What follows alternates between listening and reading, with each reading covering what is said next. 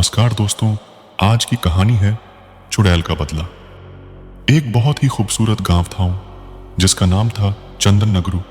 यहाँ सभी लोग बहुत खुशी खुशी से रहा करते थे। गांव में सभी कुछ अच्छा चल रहा था और इसी बीच अमेरिका से एक फैमिली अपने पुश्तैनी घर में रहने आती है।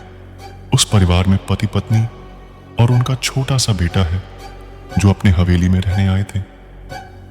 सभी के आते ही गांव वालों में खुशी की लहर दौड़ पड़ी, क्योंकि यह फैमिली कोई और नहीं बल्कि इसी गांव में रहने वाले एक पुराने जमींदार की थी और गांव वाले उनकी बहुत इज्जत करते थे।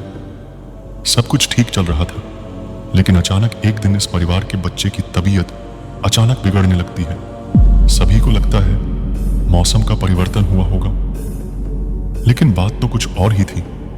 धीरे धीरे लड़के का चेहरा नीला पड़ने लगा।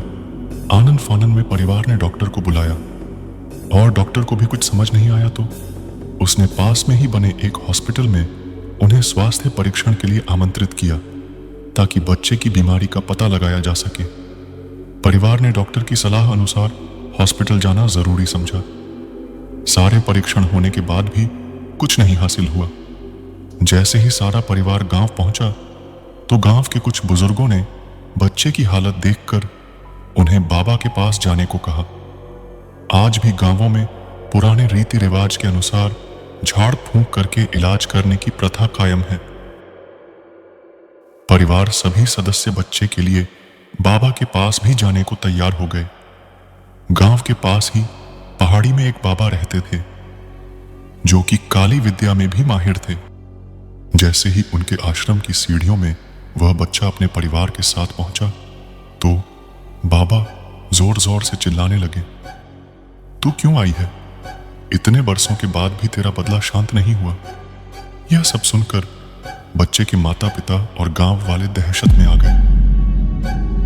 उन्हें समझ नहीं आया कि बाबा को इतना क्रोध क्यों आ रहा है, जबकि उन्हें अभी तक कोई बात बताई नहीं गई। लेकिन बाबा तो काली माया में पारंगत थे, इस वजह से उन्हें रूहानी ताकतों को पहचानना आता था। सभी लोगों ने आश्रम में प्रवेश किया, लेकिन बाबा ने केवल उस बच्चे को पास आने को कहा। बच्चे की हालत बहुत ही खराब थी।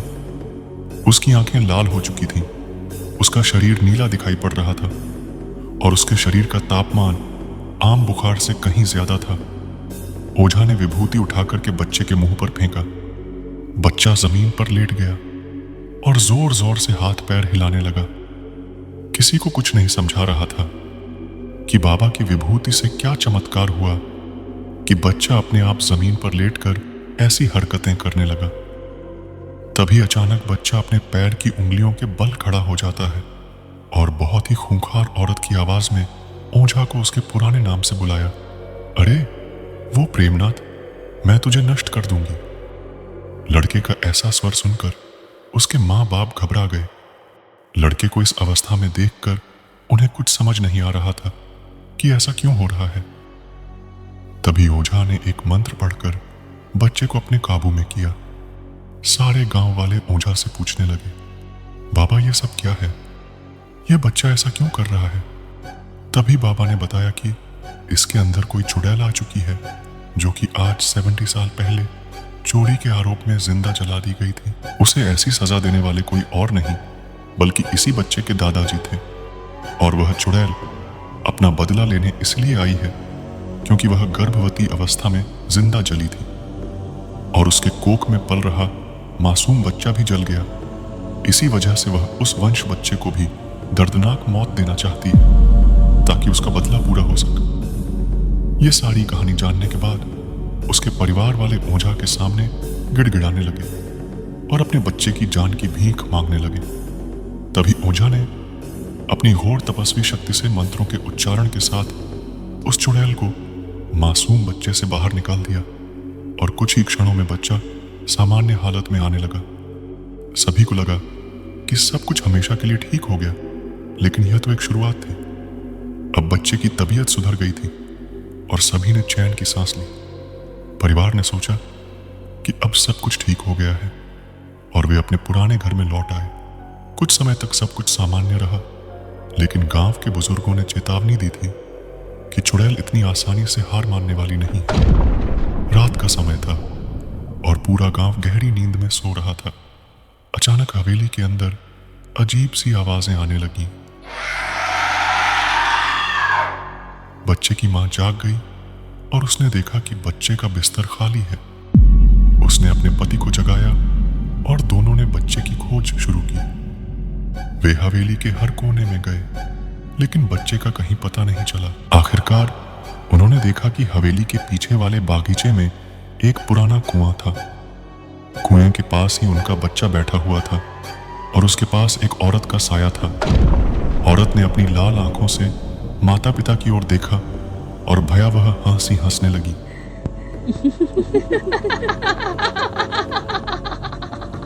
वह वही चुड़ैल थी जो बदला लेने के लिए वापस आई थी। बच्चे की मां ने हिम्मत जुटाकर उससे पूछा, तुम क्या चाहती हो? चुड़ैल ने जवाब दिया, मुझे मेरा बच्चा वापस चाहिए। अगर तुम अपने बच्चे को बचाना चाहते हो तो मुझे मेरे बच्चे की आत्मा लौटा दो। डरी सहमी मां ने पूछा, हम ये कैसे कर सकते हैं? चुड़ैल ने बताया कि उन्हें एक विशेष हवन करना होगा, जिसमें उन्हें चुड़ैल के बच्चे की आत्मा को शांति देनी होगी। यह हवन आधी रात को करना होगा, जब चांद पूरा हो। परिवार ने गांव के बाबा से मदद मांगी। बाबा ने बताया कि यह एक बहुत ही कठिन और खतरनाक हवन यज्ञ है, लेकिन यह करना जरूरी है ताकि चुड़ैल की आत्मा को शांति मिले और वह उनके बच्चे को छोड़ दे। अगली पूर्णिमा की रात बाबा ने हवन यज्ञ शुरू किया। पूरे गांव ने उस परिवार की मदद के लिए जुटाया। उन्होंने मंदिर से पवित्र जल और विभूति लाई। जैसे ही हवन यज्ञ शुरू हुआ, हवेली में तेज हवा चलने लगी और बिजली कड़कने लगी।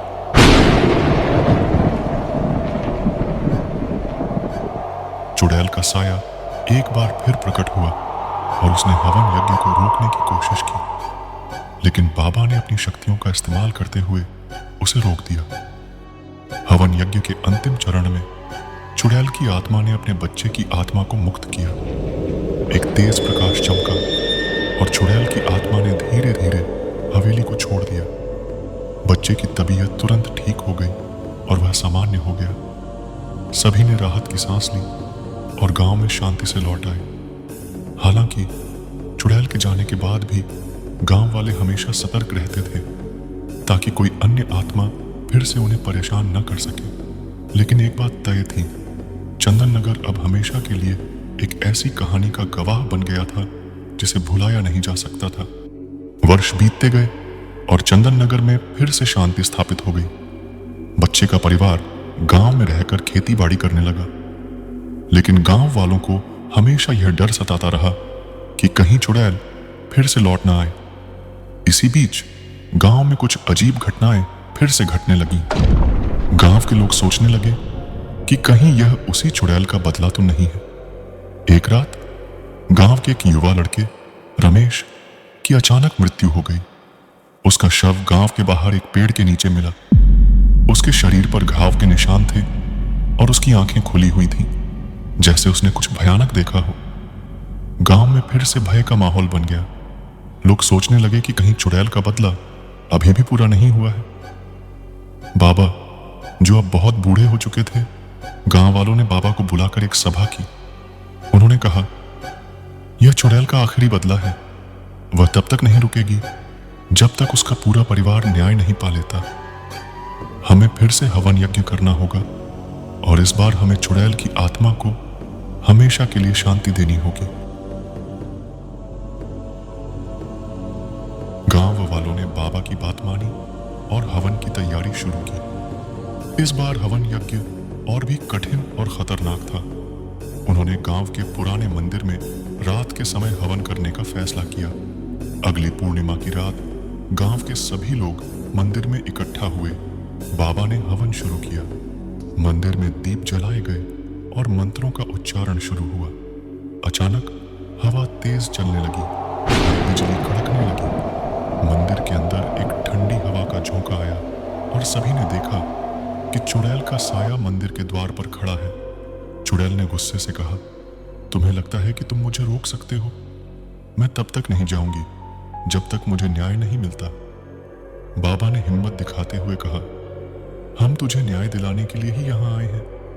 बताओ, तुम्हारी आखिरी इच्छा क्या है? चुड़ैल ने कहा, मैं चाहती हूं कि मेरे बच्चे और मुझे सही मायने में सम्मान मिले। हमें एक उचित दाह संस्कार चाहिए ताकि हमारी आत्मा को शांति मिले। बाबा ने गांव वालों को निर्देश दिया कि वे चुड़ैल और उसके बच्चे के अवशेष खोजें और उनका उचित दाह संस्कार करें।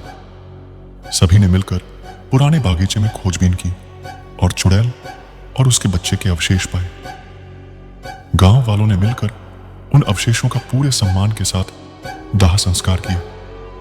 जैसे ही दाह संस्कार पूरा हुआ, चुड़ैल का साया गायब हो गया और मंदिर में शांति छा गई। बाबा ने घोषणा की, अब चुड़ैल की आत्मा को शांति मिल गई है, अब वह कभी वापस नहीं आएगी। गांव वाले फिर से चैन की सांस लेने लगे। बच्चे का परिवार भी सुख शांति के साथ जीने लगा। चंदन नगर में फिर से खुशहाली लौट आई और यह गांव एक बार फिर से अपने पुराने दिनों की तरह खुशहाल हो गया। लेकिन गांव वाले अब भी सतर्क रहते थे। उन्हें पता था कि पुरानी आत्माओं का बदला कभी कभी कई पीढ़ियों तक चलता है। चंदन नगर की यह कहानी अब गांव के हर बच्चे को सुनाई जाती थी ताकि वे समझ सकें कि किसी भी आत्मा का सम्मान और न्याय कितना महत्वपूर्ण है।